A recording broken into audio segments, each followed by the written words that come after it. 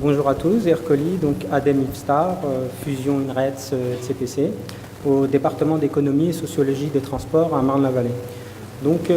Cette présentation va être axée sur le volume du parc automobile, bien que le titre soit dynamique de renouvellement du parc automobile. Premièrement, je vais parler du volume du parc et ensuite montrer que on doit introduire le renouvellement du parc comme un processus dynamique. Je montrerai ensuite, pas trop dans la présentation, mais en quoi c'est important de travailler sur le parc automobile, sur sa dynamique pour aborder l'impact environnemental.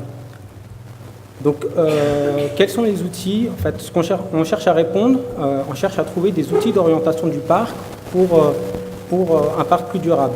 Il y a deux façons de travailler sur le parc. Donc d'une part, travailler sur le volume, essayer de stabiliser le volume du parc ou de le décroître, ou bien de travailler sur sa structure. Et ça demande de bien comprendre la structure du parc automobile, d'une part par âge, par cylindrée, par puissance fiscale, etc. Donc travailler sur le volume.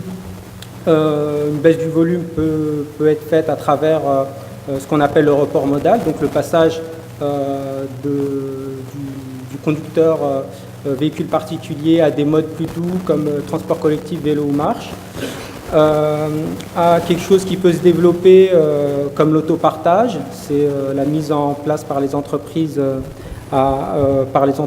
de services de location courte durée.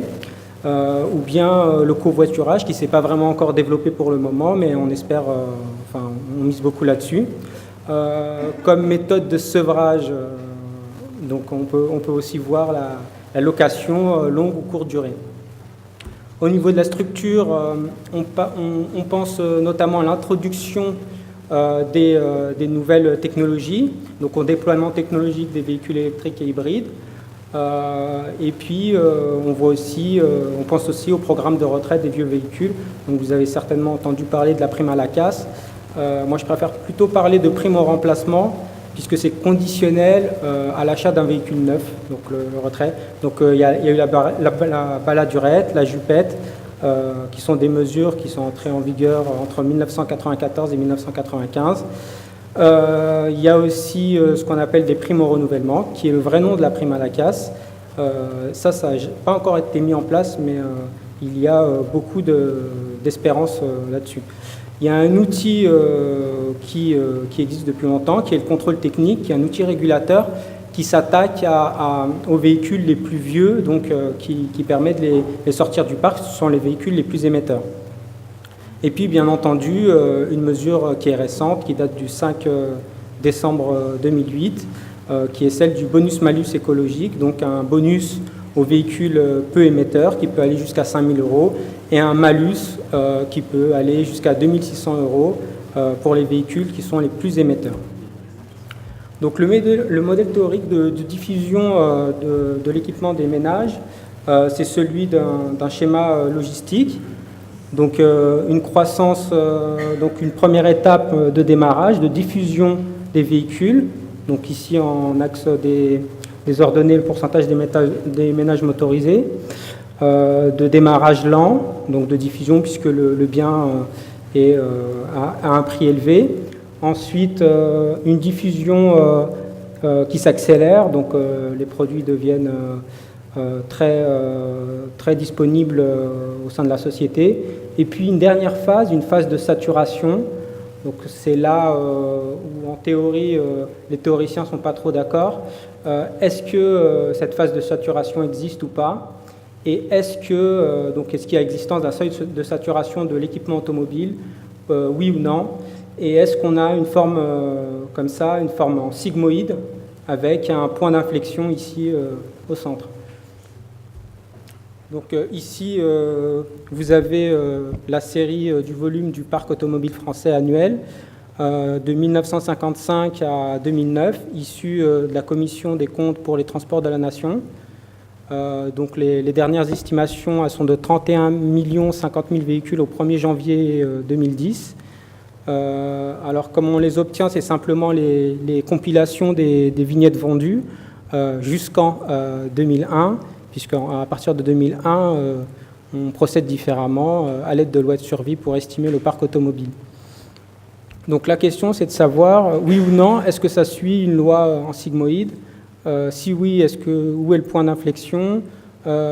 Sinon, il n'y en a pas. Et puis, surtout, question centrale, où est situé le seuil de saturation de l'équipement? Est-ce qu'il y a un seuil ou est-ce qu'il n'y en a pas? Donc, un ajustement a été effectué sur 4 types de modèles qui ont une forme en sigmoïde.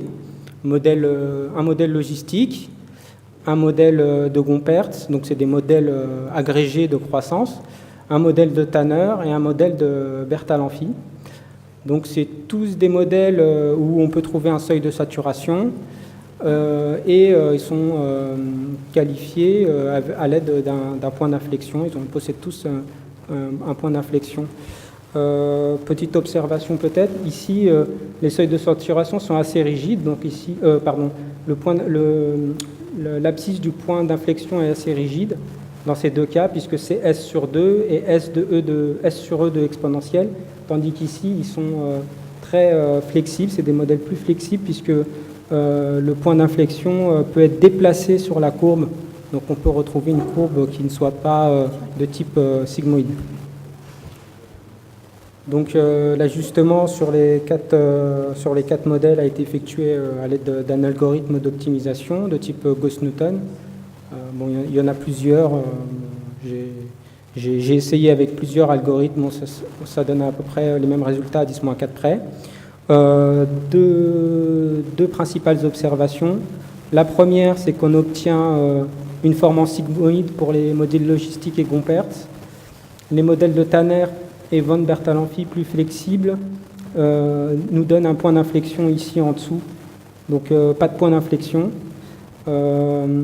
Par ailleurs, ici, les niveaux de saturation sont de l'ordre de 31 800 000 véhicules pour le modèle logistique, 35 millions de véhicules pour le modèle Gompertz, et des seuils de saturation irréalisables pour les modèles de Tanner et von Bertalanffy, donc qui rejettent l'hypothèse de seuil de saturation. Et c'est par ailleurs les deux modèles qui ajustent le mieux nos données de parc automobile. Alors, ce que je viens de vous montrer là, c'est simplement l'approche agrégée, qui est une approche extrêmement ancienne, qui date de 1958 pour la première, et puis qui a été augmentée en 1978. Il existe d'autres approches, d'une part l'approche semi-désagrégée, donc c'est développement des modèles de choix discrets par Kenneth Train en 86. Une approche démographique.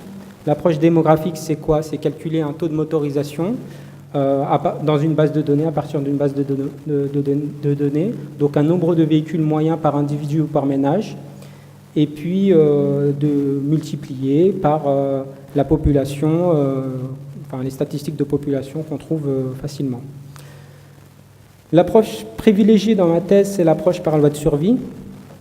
C'est l'approche, il me semble, qui donne les meilleurs résultats, et c'est l'approche qui permet de bien comprendre le parc automobile en termes de structure, par catégorie d'âge, par catégorie de cylindrée, par catégorie de puissance fiscale, etc.